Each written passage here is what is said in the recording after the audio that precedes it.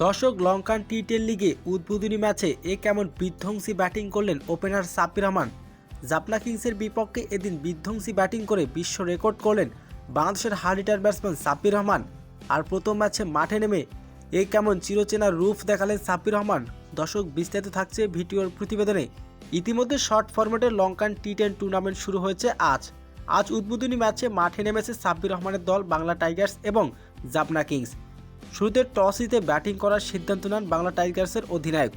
শুরুতে ব্যাটিং করতে নেমে বাংলা টাইগার্সের দুই ওপেনার শুরুতে তেমন একটা রানের দেখা পায়নি। এরপরে ব্যাটিংয়ে এসে বাংলাদেশের hard hitter batsman Sabbir Rahman মাঠে নেমেই শুরু করেছে 4 ছক্কার তাণ্ডব। মাত্র 25 বলে 60 রানের বিধ্বংসী এক ইনিংস খেলে সবার নজর কেড়েছেন তিনি। আর এদিন বাংলা টাইগার্সের হয়ে অবিশ্বাস্য এক ইনিংস খেলে সবার নজর কেড়েছেন তিনি। তো দর্শক, লঙ্কার টি10 লিগে প্রথম ম্যাচে মাঠে নেমে বিধ্বংসী এক ইনিংস খেলেন সাব্বির রহমান।